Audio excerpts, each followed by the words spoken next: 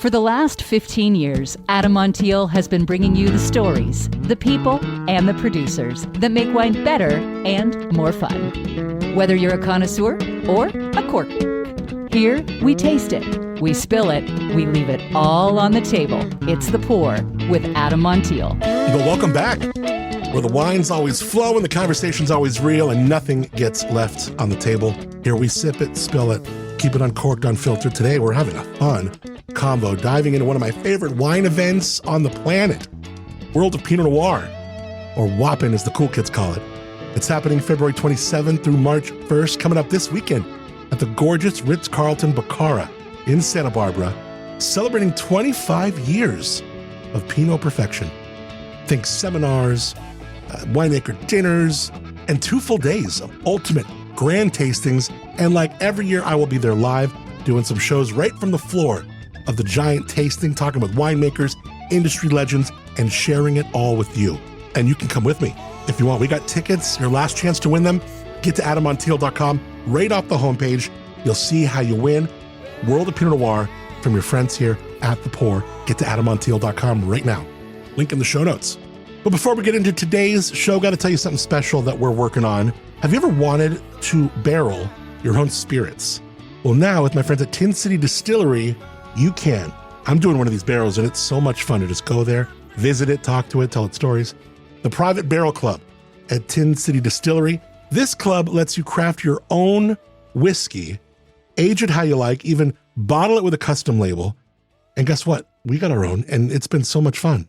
How cool is that? Get all the details and join the club at tincitydistillery.com. I got links in the show notes that will take you directly to their Private Barrel Club.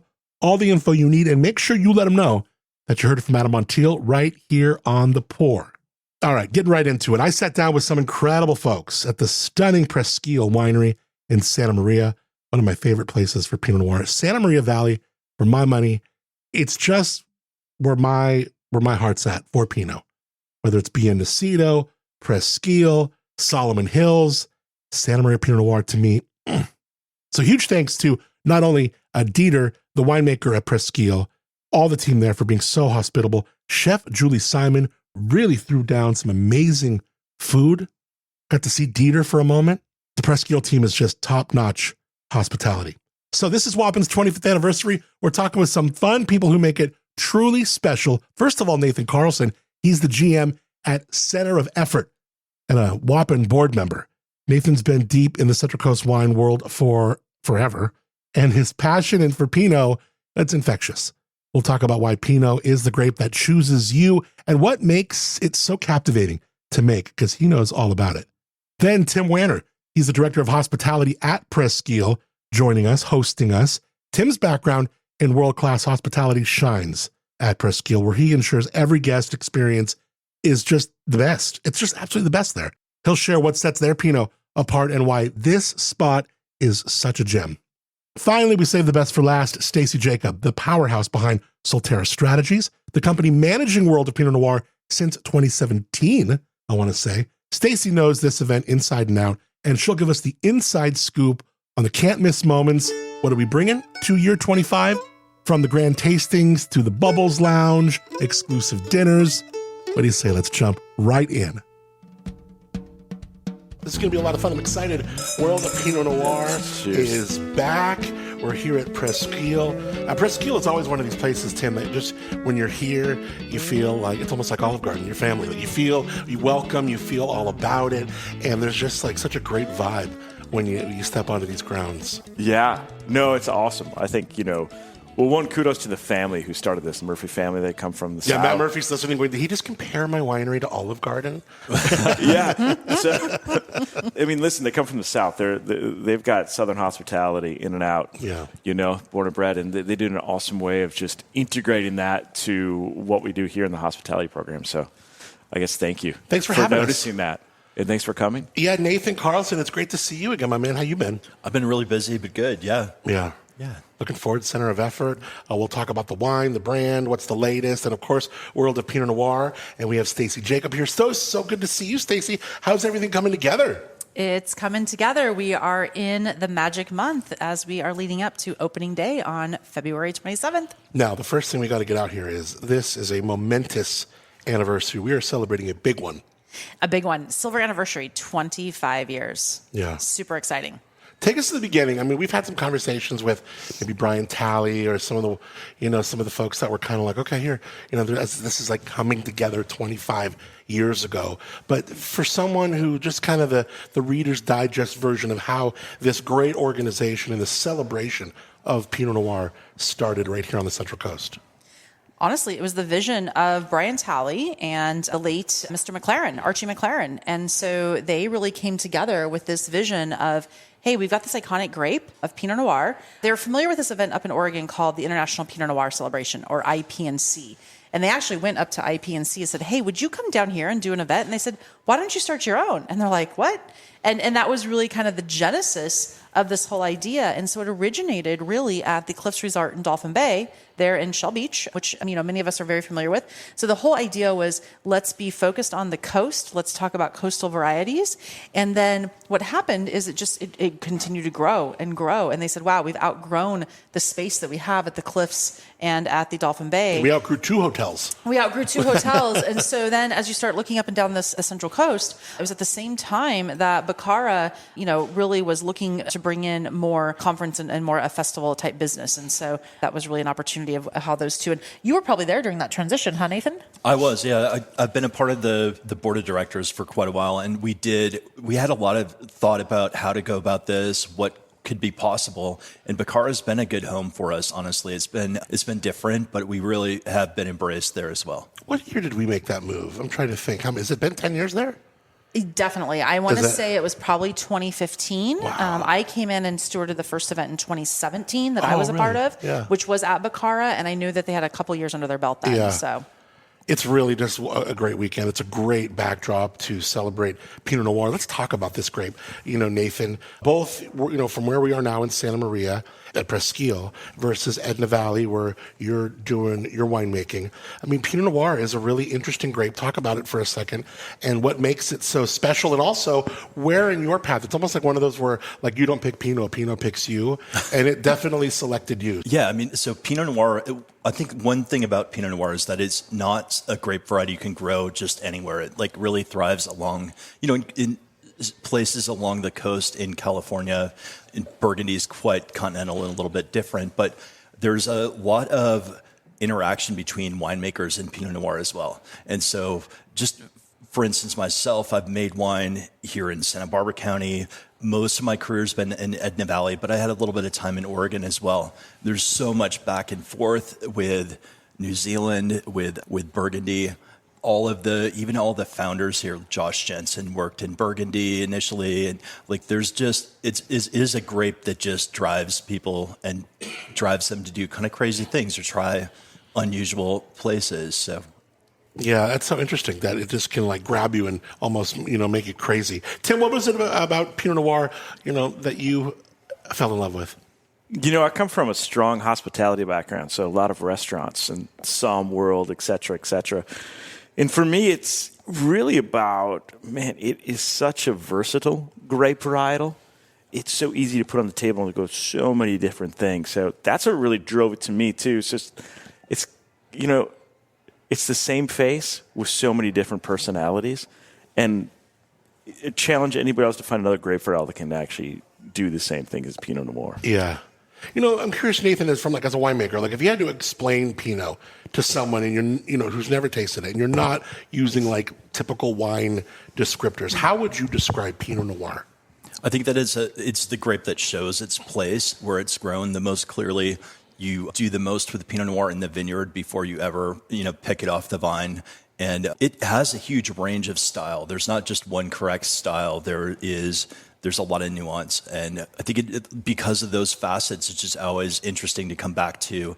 Even in the glass, it'll change a lot over the course of a meal. So it's a really pretty perfumed variety. Is it hard to make? Is it a pain in the ass to make? What do you have to deal with when you're putting it together from the vineyard? It's thin-skinned, all of its characteristics. Obviously rewarding when you get it done right. But how does it treat you as the whole process is going down? I mean, I'm pretty lucky in that what I do today is mostly estate winemaking. So I have a real sense of what's happening in the vineyard. But I do think that grapes from one place versus another, if you speak with a winemaker like Adam Lee, who's making wine from appellations all up and down the coast and even into Oregon, like I think that that's a little different view. I think that Pinot's a variety you can't really force around. Like you're going to, what you have is determined when you pick, and you aren't going to change it greatly from that. So you have to look at the potential and kind of tease out the best expression of it at that point. You know, Stacie, we're coming up on 25. World of Pinot Noir isn't just, like, to me, a tasting. It's like a Pinot pilgrimage. For someone who's never been, what makes this event truly something different and really, truly special like it is? Well, I love what you were talking about of how the nuances, right? Like there's this, I mean, there are certain places that you just kind of fall in love with the fruit of that particular area. And then you hear things. I was talking to Dr. Casasa at Cal Poly, and he's been doing all these different trials of Pinot Noir all up and down, really the West Coast here. And he goes, we can't tell Burgundy this, but I think the Santa Rita Hills might be the best place to grow, Pinot Noir. So it's interesting to hear how everyone's analytics around it, to how everyone's taste profiles. And I think at the World of Pinot Noir at the Grand Tasting, it's really cool because there's not too many places you can go and have 100 different producers all in one space. And you can taste the difference between Santa Lucia Highlands and the Santa Maria Valley, Slow Coast, AVA, and Santa Rita Hills all in the same place. Yeah. Oh, and don't forget about Oregon and Burgundy and some of those other places too. Right. Now, this is a 2-day tasting, Friday and Saturday. Those ones that are out of state, those international names, they'll be there both days, right? They will. So we'll have, of course, Louis Latour, who's just a really steadfast, great producer who comes every year. We'll be pouring both on Friday and Saturday. So the event really kicks off on Thursday, February 27th, and the 2 grand tastings are on the 28th and March 1st. So it's kind of a unique year where we actually get to close out February and we get to kick off March all at World of Pinot Noir. Now, if you are super into it, the opening night party sounds like an absolute blast. Let's talk about this kickoff event for WOPN. So this is where we're going to commemorate 25 years. This is where we are going to talk about, well, I'm very excited because I think one of your favorites and mine, Moonshiner Collective, is going to be the live music that night. Love them. And we're going to have more bubbles at World of Pinot this year. So we're going to start that with the kickoff event so when you arrive at the opening night party, there's going to be a glass of bubbles that will be adoring you. This is going to be from our friends at Foley Family Wines, who are going to kick us off. I don't remember exactly what French bubbles are going to be giving us, but I know it'll be actual champagne. Cool. That will kick us off that particular night. And then the other cool thing is we've brought in some new culinary partners this year. And so if you are familiar with Abalone, our Abalone farm there in Goleta, they're actually going to be featured at the opening night event this year as well. So we'll have some great food stations. We'll have some producers there. Of course, the winemakers will be there. We're going to have some music, and we're going to have a really fun picture photo wall backdrop commemorating the 25th anniversary. So, and then, if you've ever been to Baccara, it's, first of all, Santa Barbara in February with no rain, which there won't be this year, is a great place to be at. It's just absolutely magical under the stars. It's beautiful. So we're going to have a really fun kind of kickoff party. I'm excited. So that's Thursday, which is the 27th, opening night, brings us into Friday and Saturday, 2 tastings. Now we got the Bubbles Lounge. Yeah, so new this year, to commemorate the 25th, Yes. we've turned an entire space of the Grand Tasting into the Bubbles Lounge. And so we've got both domestic and international, so domestic champagnes and sparkling wines in here. And we've just confirmed a caviar partner. So as I'm telling everyone, plan your strategy around the Grand Tasting. If I was headed in, and so people are like, well, what is a Grand Tasting, right? So there's so many new wine drinkers out there. I'm like, I remind them that, first of all, there's no way that you could actually go wine tasting and hit this many wineries all in one spot. So, but if you are going to the Grand Tasting this year, I encourage you to first stop in the Bubbles Lounge, grab a sip of the bubbles, hit yourself a bump of caviar, and then head into the main room, try some Pinots, and then keep coming out and chasing a little palate cleanser with bubbles, maybe another bump of caviar, and then step and repeat again and again and again, right? And there'll be some food along there. There'll be the VIP tent area, and then we've got some live music as well. So it'll be a fun day. Now that's the World of Pinot hack right there. We have also VIP access. So there are elevated tickets to this if you want to go all the way. If you want to go all the way, we're going to give you an extra hour in the Grand Tasting. because more time is more time, right? You can't get time back in this life. So let's give you a little bit more time. And we've got the VIP lounge. So I always say that everybody at World of Pinot is VIP, but if you want to be truly VVIP, this is when you level up. And this is thanks to our partners at Foley Family Wines and Davis Bynum. They're going to have 2 very special lounges in this space. We have Central Coast Creamery actually partnered this year with our folks at Foley Family. And Davis Bynum always comes up with some great surprises. One year they've done blending seminars. They've done kind of, hidden gems. So it'll be fun to see their winemaker and what they have planned for us this year. Now, I also love the ways there are to learn. If you are in the industry, there are vehicles for you to really dig in and bite down and dive deep and really learn about Pinot Noir. If you are just a weekend warrior, it's an event. The whole weekend has so many things for everyone, no matter where you're at in your love for wine and for Pinot Noir. But these seminars, these dinners, they're so educational. They're so entertaining. And then let's talk about those first before we get into the dinners. But all the different panels and kind of aims that you're taking on of Pinot Noir to help us understand it and where it comes from better. Absolutely. So we've got 4 unique seminars, both on Friday and Saturday. These run concurrently with each other. On Friday, you can choose from 2 different seminars. One is called the California, Oregon, and White Burgundy, a classic, the world take on a classic. Our friend Ray Isle is going to be this is where the board said, hey, let's veer a little bit away from Pinot Noir. Let's stay in the same family. And we're going to go all about White Burgundy for this. So I'm very excited to say that there will be half those wines will actually be from Burgundy in that seminar. The other half will be domestic wines. And we're really going to lean into how Chardonnay and white wine varieties from Burgundy are evolving here and looking back at the old world as well. So excited to have Ray Isle, who just completed a book about a year ago called The World of Wine.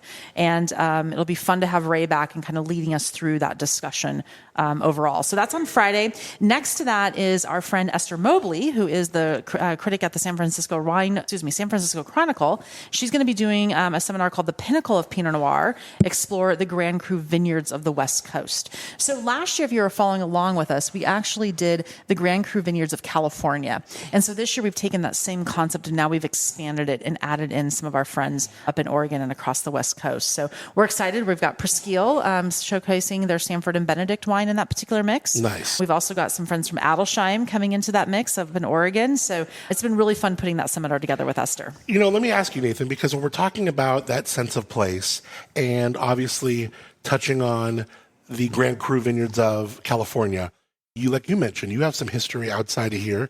Oregon, Washington, also known for their Pinot Noir. What are we going to get from these types of places? What are we going to get from the Finger Lakes, District of New York? How differently is this expressed, do you think? Well, I think what's going to be the most interesting is to hear direct from the winemakers who work in those places. And there's certainly, I think that the Sanford and Benedict, that's a really storied vineyard from this area. And there are a number of winemakers who have worked with it. And we all have a sort of impression of what it is. But I think to have it really come from the people that put their footprints in the dust there is going to be useful. Yeah, I think that I always learn so much by having context for place, and I think that is really what Pinot Noir is about. It is an expression of the place. It's not just a wine that could be from anywhere. It definitely talks of where it's grown. No, if you have a house palate for California Pinot Noir, I happen to really love where we're at. I love Santa Maria Valley. That's my favorite place. Solomon Hills, Santa Maria Valley. That's where it's at for me. Now, there's other places. Of course, there's Slow Coast AVA. What would you get? Are there certain characteristics that are like, oh, you're going to find that this is really more this, that, the other? If you're growing up in Oregon, those are going to taste very different to someone who's used to a Edna Valley or Santa Maria Pinot Noir. Absolutely. But also remember that, a part of terroir is people and who the winemakers have worked with, who the viticulturists, who they take their cues from. I think that there is that is even with World of Pinot Noir, our tech seminars that we have for winemakers beforehand. They're closed to the public, but they're really an important part of the sharing and getting actually winemakers. You'll find a lot of winemakers walking around on Thursday because they're here for the whole event. Now, then there's another aspect, and I'm curious for someone listening, understanding, okay, so where my Pinot Noir comes from really dictates how it will taste. But then there's like, you hear in the Pinot talk of clones and there's 667s and 777s. I mean, look, you can get really geeky, but just brush broadly what clones mean and what these influences on Pinot Noir and what their play is. Yeah, well, I mean, I think World of Pinot Noirs had a lot to do with kind of talking about clones openly, and like selections of Pinot Noir have moved through, from Burgundy into California. Even selections that are used in Oregon in the past may be a bit different from what we have here. And I think that you'll see also there's just been kind of phases of replanting and refining over time as well. Some of the clones that were in favor early on in California fell out of favor for a while, and now I see a lot of heritage selections coming back. And I think that there's something valuable to learn about in how they perform as well. Are there trends in Pinot Noir that you see even from behind the scenes, or that you kind of, Yeah, for sure. I think that what I hear friends talking about is less about Dijon clones today and more about looking at Mount Eden selections, or even there's some people doing some Massal stuff where they're taking what performs well in their vineyard and planting it.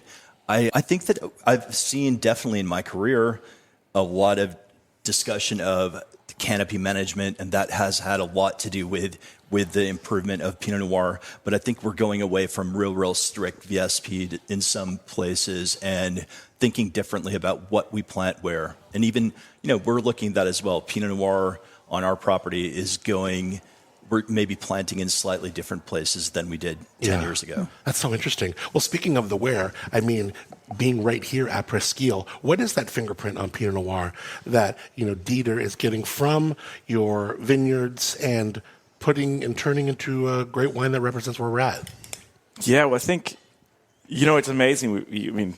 Nathan touched on a lot of different things about Pinot Noir, but, how it's got this imprint from the soil. It just comes up when you make this thing, and then you got the winemaker on top of it. And, it's something that's never stagnant. I mean, a couple things that are never stagnant, right? We've got the weather, but also your vineyard's always changing. So I think one of the great things about working with Dieter, our winemaker here, is his ability to say, okay, this is what part of the vineyard's working great this year, and this is what part, we're going to evolve our vineyard to, champion, whether it's a different clone or just a different micro terroir of where we're growing from here. And, watching him do that, it just is amazing, because each year things are so different, but yet they're still Dieter, our winemaker, and they're still Presqu'ile. And, here we're in sand as well. All of our vineyards 100% in old sand dune, right, which I think really gives us,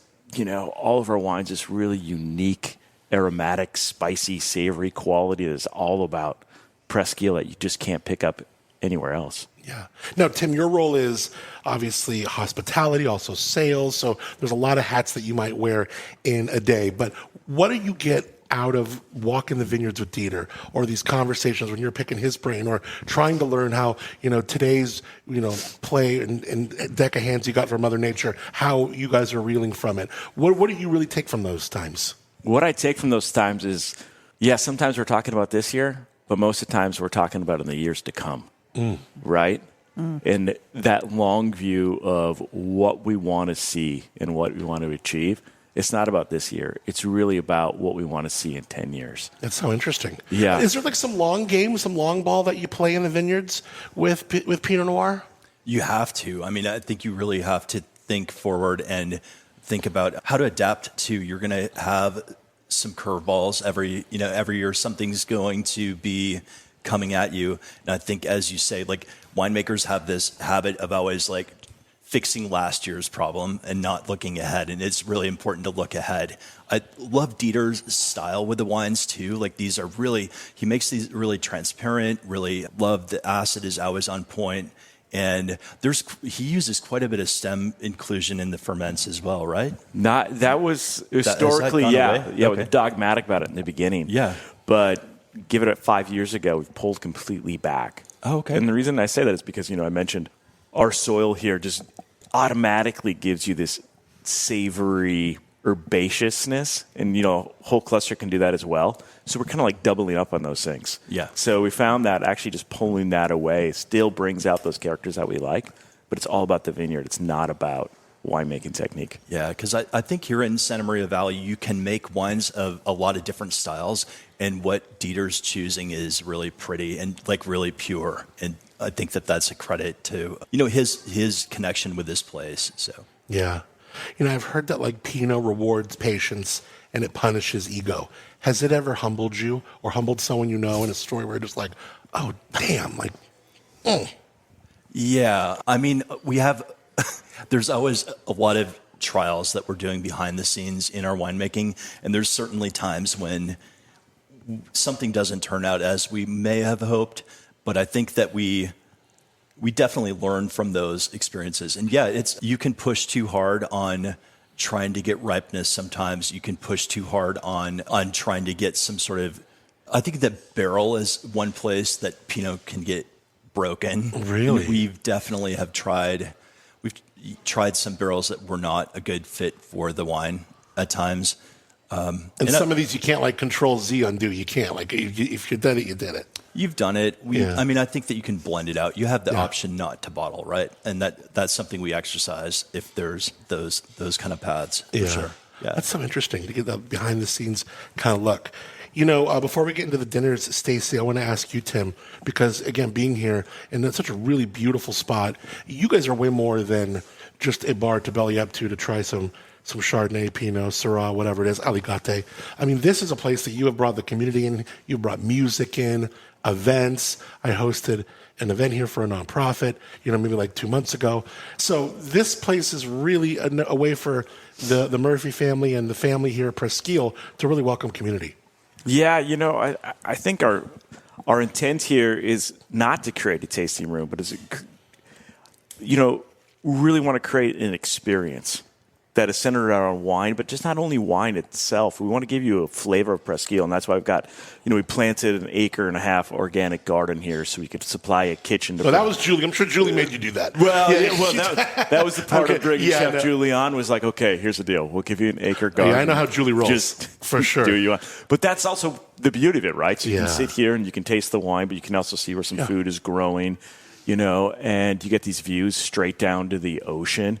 One side, and then we've got the beautiful mountain range on the other side. So we really want to take the foundation, or I would say the root of the hospitality that the Murphys have, which is from the South, so very open, very gregarious, and let's focus on quality, not pretension, right? Mm-hmm. So let's give you a plate of food, but it don't have this little bite with this little Chardonnay. It's really about like, here's some food, here's some wine, have fun, right?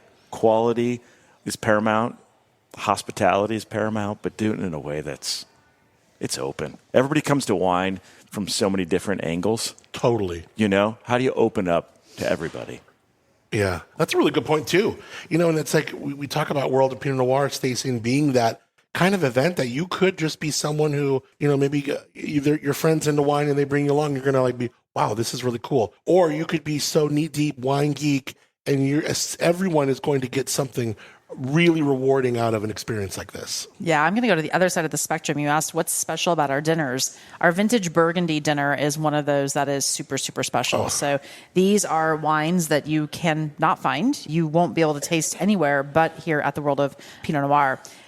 So this is also going to be hosted by Ray Isle and our friend Amanda McCrossan, really putting an amazing dinner together. And we're going to start off with a little Billicart, their Brut Reserve, actually, is going to be the first wine. And I know that that's not available to most folks because of just where it's coming from, essentially. But it's been pretty cool. Our lead somm, Chris Shackelford, has actually been curating these wines, so much so he said, what if I can get my hands on a 2012 Premier Cru? What do you think if we put that next to a 2004 Favely Grand Cru? That's going to be one of the courses. So you're going to get a taste these two different wines, two different vintages. And I guarantee, because I know the work he put into finding these wines, we had to go with two different wines to have enough, but also we did that to give people a really cool value to be able to taste these kinds of wines. So I share that with, if you're into wine, this is like the special surprises. And one more tip back on the grand tasting, all always ask what's under the table. Always ask. Always ask what's the special surprise under the table, because you always have one, right, Tim? Listen, we will have some good surprises. So our friends at Laurent Perrier are also coming to the table in a big way this year, and we're actually doing the first ever full champagne dinner at World of Pinot this year. It's going to be the Grand Seclier dinner, and we are also, I don't even have the wines yet because she had to see exactly what quantities they have, but our friend Naomi Smith is pulling out all the stops for this particular dinner. Oh, I can't so wait. much so, she said, Stacie, this is limited. You can only sell 20 tickets to it. Wow. So I'm down to a handful left, and I just share that with anybody who's listening and interested in these kinds of rare champagnes, because she said, I won't have any more. You can't grow it. It doesn't exist. So I was like, all right, that's all you got. And then the Baccara Ritz-Carlton, it's like this campus, and the restaurants all over the place. I mean, the chefs, no matter what, eatery you're in of theirs for one of these dinners, the food has always been banging. It is so good. Like the experience and the hospitality when you're at one of these dinners is like, it's second to none. Well, Nathan and I have an opportunity every year to do the preview tasting that we typically do in November. It's a tough job, right, Nathan? It can be a tough job. Yeah. But I have to say, what's so great is the board is so diligent on making sure that we do a whole tasting menu. We don't taste everything, but we taste different styles. And we actually sit down with the chef and have conversation about sauces or the amount of salt or the amount of, so all the nuances. But it's a really special time, actually. Yeah, we feel it's really important, especially like you're into the vintage Burgundy dinner. You have to be mindful of the flavors can't blow out the wine. Like there have been dishes that we've been served at the tasting that are amazing and delicious and should never be served with Pinot Noir.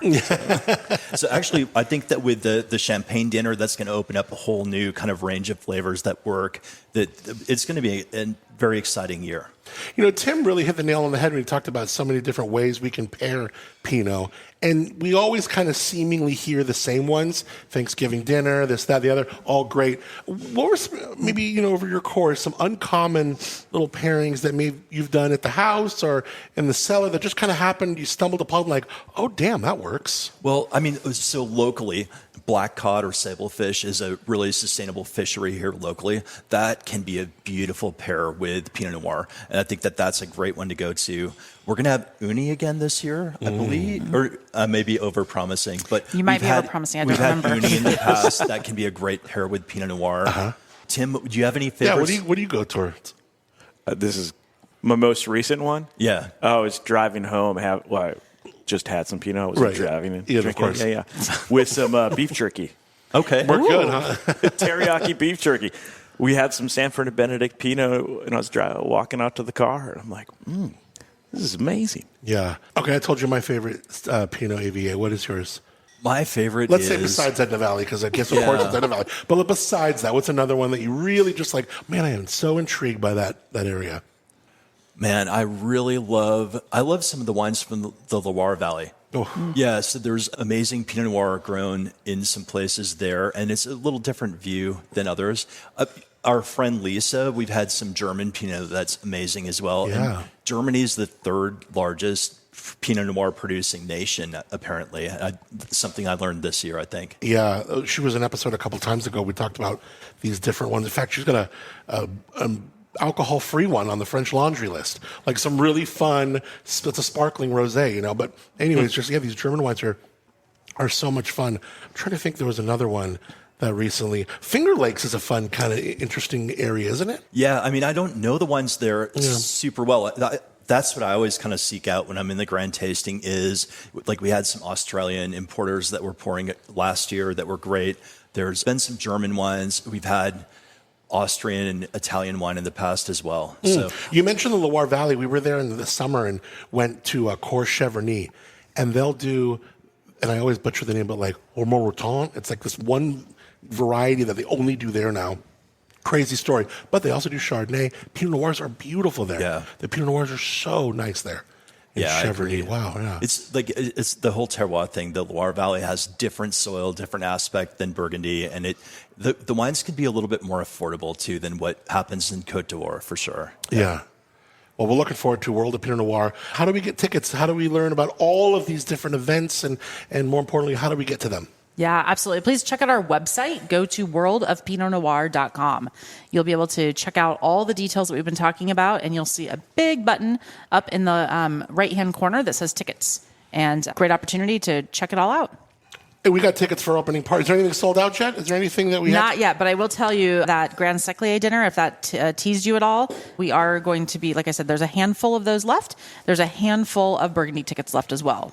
All right, so a handful of those. We're getting some. I've figured like we can't even get more into the show and not have some Pinot Noir in the glass, right? That's a good point. Thank you, Tim, for pouring this. First, before you get into the Pinot Noir that you have so generously poured for us, what is the white wine that you poured? And talk about that a second, because all your wines are spectacular. Chardonnay, Sanford and Benedict, 2021, which I'm really stoked about. We started working with Sanford and Benedict, which, arguably the most iconic vineyard down here. We started working in 20, and then here's the secret. Well, it's actually not too much of a secret anymore. We bought a property right next to it and are planting that. We'll be planting it here in a couple months, so we're super stoked. So Sanford and Benedict has been an area that or a vineyard, I should say, that we've been really putting our fingers in, trying to get to know, as well as all of Santa Rita Hills right now, which I think is one of the most, you talk about exciting areas to make Pinot Noir. I think Santa Rita Hills and Chardonnay, I should say, because some of the Chards, I think for me, are some of the best in the world from Santa Rita Hills. Yeah, you had a Chardonnay here. I remember the vintage. It was 2014, and Dieter just killed it. It was so good. And I was drinking this thing it's just like exactly where I want Chardonnay to be. Like that perfect amount of, I don't like it super oaky, but I don't want it super clean too. I want a little, and I don't know, it fell right in my barometer, but I loved it. Like the Chardonnays here are a bomb. Yeah. Love them. Yeah. No, Dieter does an awesome job with the Chards. Yeah. How do you make the play when you think, Nathan, like Santa Maria versus Etna Valley? Let's just talk Chardonnay for a quick second, if that's okay with Stacie. But white Burgundy's great. Right, yeah, exactly. Yeah. And the differences in some of these effects on the grapes from those places. Yeah, well, we have a really similar climate in some ways, but I think the Etna Valley is maybe a little bit more closed in. We have, at our property, we have kind of two influences from the ocean. Pismo Beach is just about 4 miles away, but it's not as open as what you see here. And we have the Etna Valley tends to be heavier, kind of more clay, loam soil for the most part, but there's patches of sand, and that's kind of where we're on like a little shoulder where we have patches of sand dune, we have broken shale that's been uplifted, and then we have some loamier areas as well. And so it is nice to have a different expression of soil within one estate property. But I think that when you look at Santa Rita Hills, that's so windy. It's so that DE kind of soil there.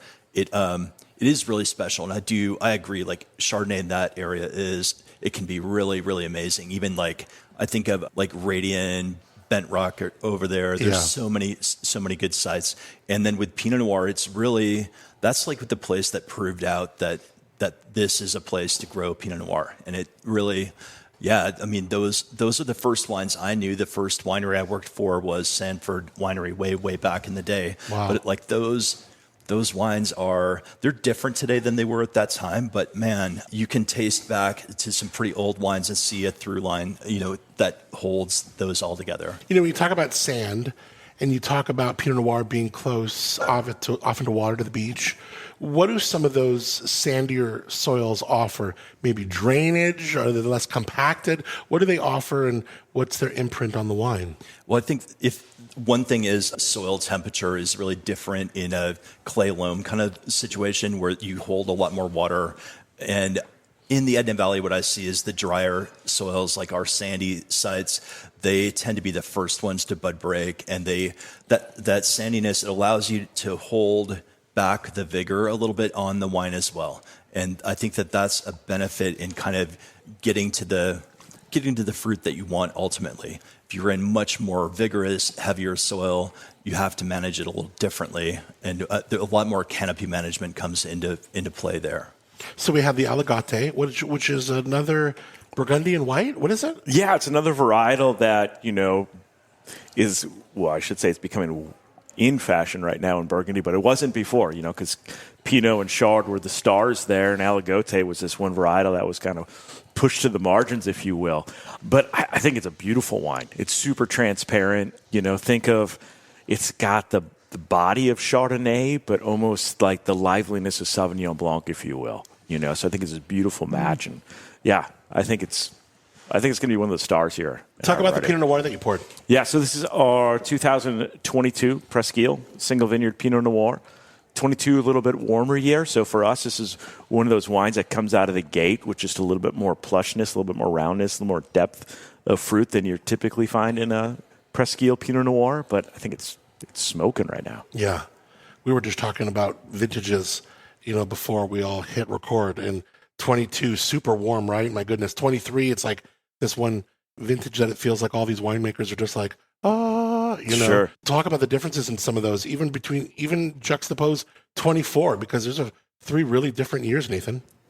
Yeah, well, so I'm just getting to know our 22 vintage Pinot Noirs pretty well now, and they are that little softer, more open. We kind of had like tail of a couple different harvests. We had earlier picked fruit that kind of escaped a lot of the heat events, and then we have other wine that kind of had to make it through some tough times before it came in. And I think that we always do a sort of declass along the way, and so what's left is still pretty nice wines. And what we have in bottle is just so like approachable early, which is not always what I get in my wines. Like sometimes my wines need to have a little bit of time.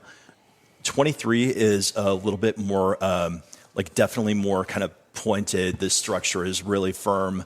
Those wines we're working on right now just to get them into bottle in the next month. And so we were able in 23 to kind of pick out some really cool outlier wines and bottle them on their own. That's always a lot of fun to just kind of show different expressions of either technique, or I've started to make young vines bottling called Arrivo, which is just all tighter, high density spacing, really more modern viticulture.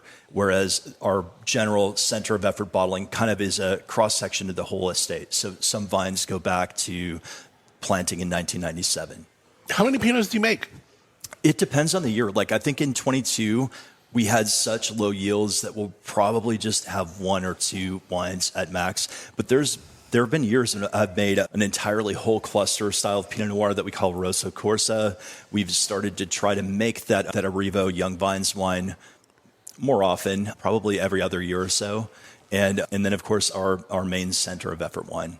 So it could be maybe 4 or 5 at the very, very most. How many are you going to bring to WOPN? I think that they have plans to bring about 3, plus maybe something under the table. Okay. Yeah. Very good. What about you? Do you know what you're bringing to World of Pinot Noir, sir? Yeah, we're bringing 3 and a big surprise into the table. Okay.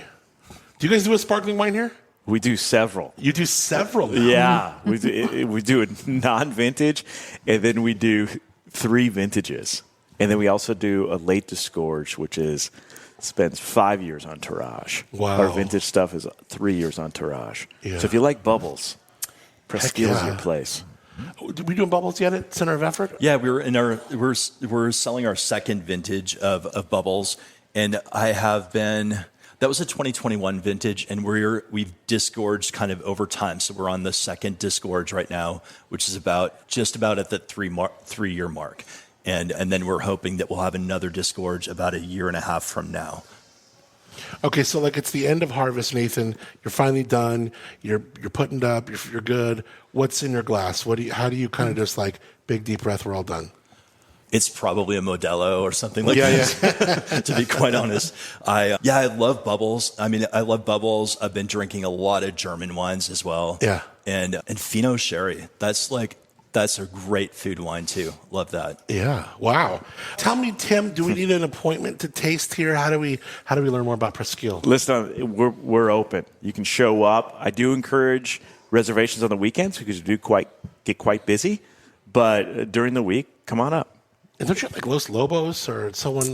We do a lot of concerts. So we got concerts up here. Yeah, we got Los Lobos coming in April. We're going to announce tomorrow Ozil Motley, who's coming in. Oh, really? I didn't just pull that out. No way. Wow, pretty cool. You saw into the future. They're coming in March. And then I've got 2 exciting ones that I cannot name right now. Really? But yeah. When are we going to name those? Give me another couple weeks. Okay. And we got some bangers coming. Wow, good for you. Yeah. Yeah, I mean, the whole the amphitheater, the whole setup here is really, it's us all for it. There's no better place to see a concert. Yeah. And we got the amphitheater here.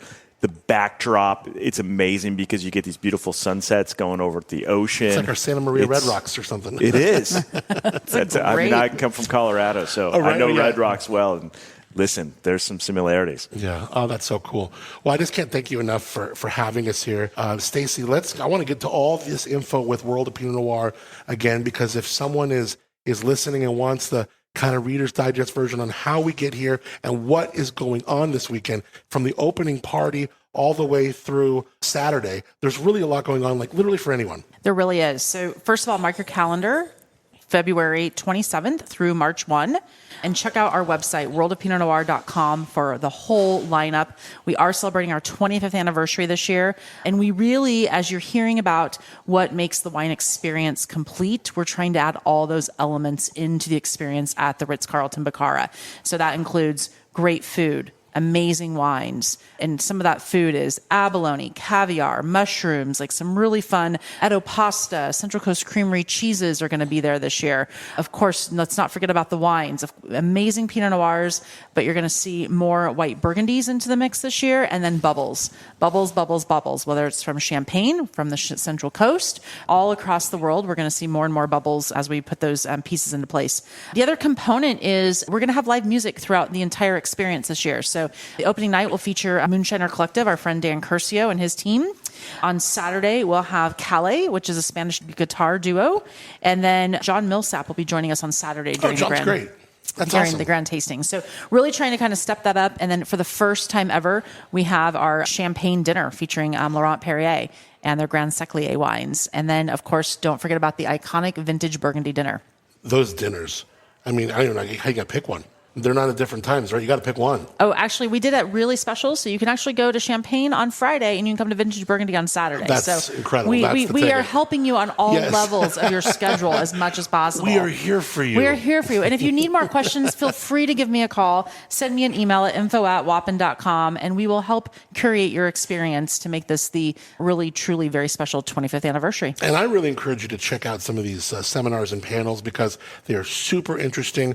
I find them really entertaining, and they're not boring or stiff. They're fun and engaging. I mean, you got Dieter on one of these things. It's going to be so much fun. And we actually didn't talk about, we're going to do a global blind tasting. So we're going to have a dozen wines that you're going to taste blindly, and we're going to have a discussion, and we hope that you're going to help pick and figure out where the wines are from. I don't know about you all, but I'm a little competitive. I like a little test once in a while. Sure, so those are it's fun. kind of fun to deduct that. So our friend Amanda Is the McCrossin. panel blind too?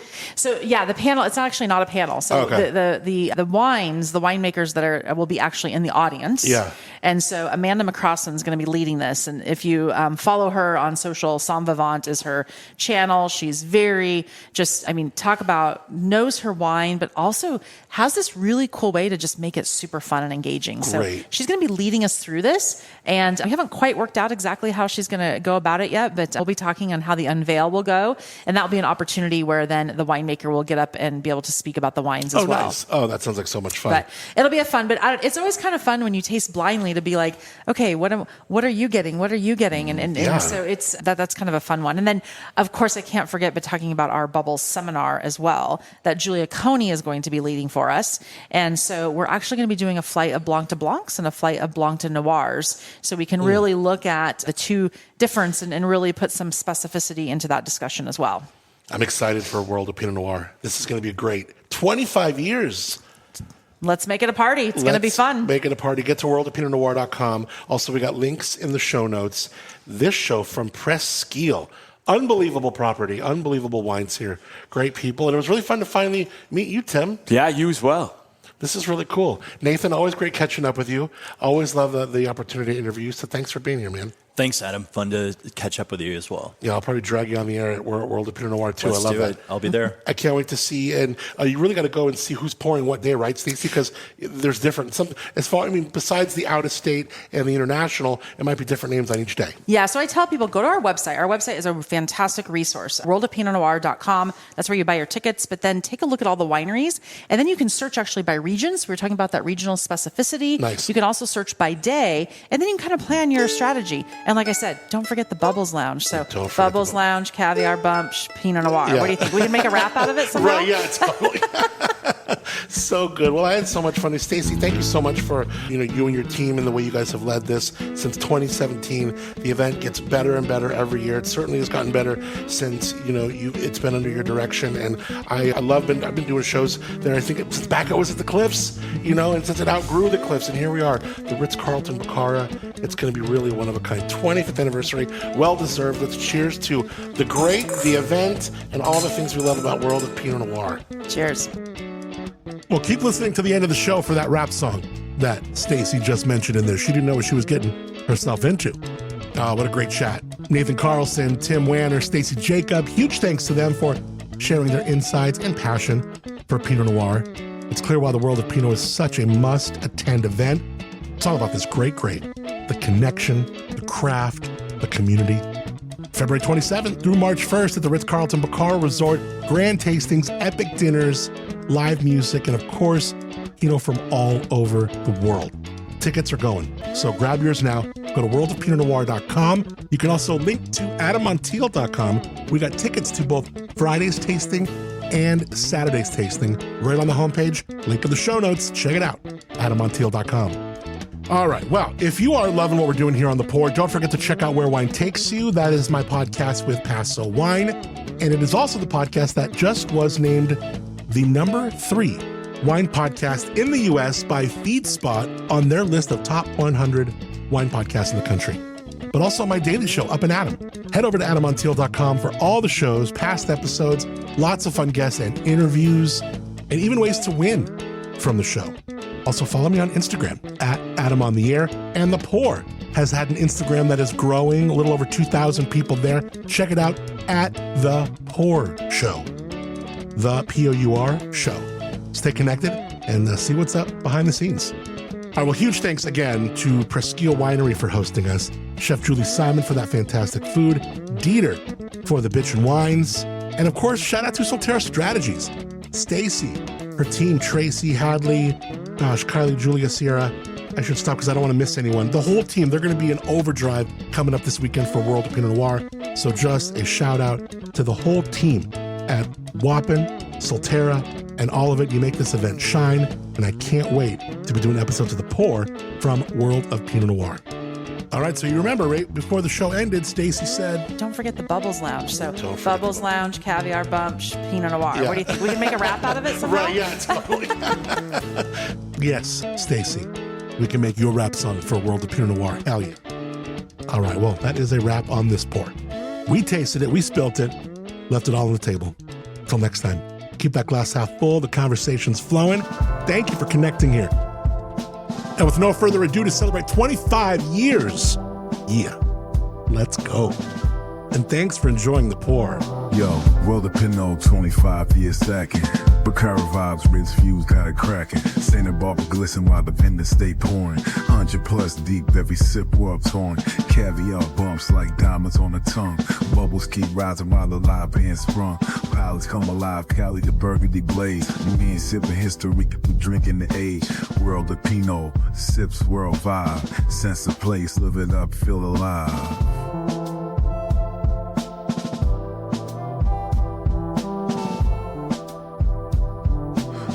Goes live, mic lit, vibe buzzing. Panels, winemakers, bottles stay flooding. Dinners hit lavish, every pour got a story. 25 years deep, World of Pinot glory. It's The Pour with Adam Montiel. World of Pinot, sips world vibe. Sense of place, live it up, feel alive. World of Pinot, sips world vibe. Sense of place, live it up, feel alive. You can hear The Pour in its entirety on Apple Podcasts, Spotify, iHeartRadio, YouTube Music, and wherever you get your podcasts. For more, visit adammontiel.com.